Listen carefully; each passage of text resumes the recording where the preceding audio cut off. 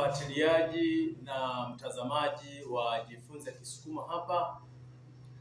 Leo katika siku ya leo naomba tujumuike pamoja tuweze kuangalia jambo moja au mawili.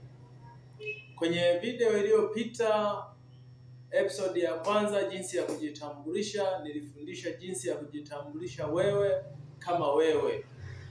Nikatoa mifano, kitaka kusema mimi, unasema nene, dinariane nari nani, yani jina langu ni nani, natokea wapi, na ninaishi wapi, na kikaragahale na ingerahe, nikaelezea mpaka na kazi ambayo unayoifanya. Sasa leo katika video ya leo, ndugu mtazamaji, nilitaka nikufundishe jinsi ya kumtambulisha mwenzako. Na ili ujifunze jinsi ya kumtambulisha mwenzako, nikukumbushe tu kwa wewe ambaye bado hujajiunga kwa kusubscribe channel hii, hebu gusa kitufe cha subscribe hapo uweze kuwa miongoni mwa watu ambao utapata taarifa za masomo haya. Na leo tuko katika sehemu ya pili, jinsi ya kumtambulisha mwenzako. Just imagine mmeenda sehemu, mmefika Usukumani, halafu sasa unataka kumwelezea na mwenzako kwamba ni nani, jina lake, na mambo kadha wa kadha. Vitu vya kuzingatia ili umtambulishe mwenzako, lazima umtambulishe jina lake, lakini pia lazima ujue neno yule au huyu kwa Kisukuma unalisemaje. Kama video iliyopita jinsi ya kujitambulisha nilivyosema kwamba mimi nene, huyu uyo, yule uyo.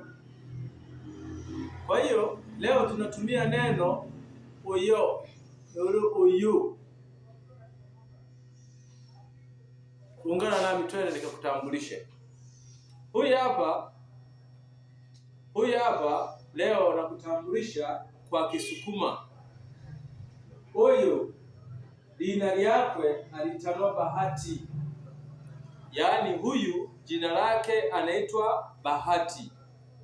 Kwa Kisukuma wanasema uyu. Tunatumia uyu kwa sababu yuko hapa. Ila angekuwa kule tungesema uyo. Sasa uyu jina lyakwe alitanwa Bahati.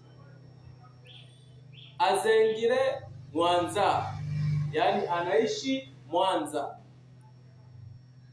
Kazi yake ni kinyozi.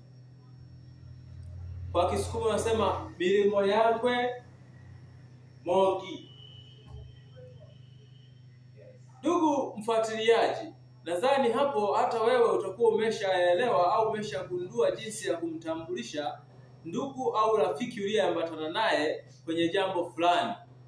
Lazima useme jina lake, anakokaa na kazi yake. Ana kazi gani nje na hiyo issue mlioenda kuifuata au kuifanya.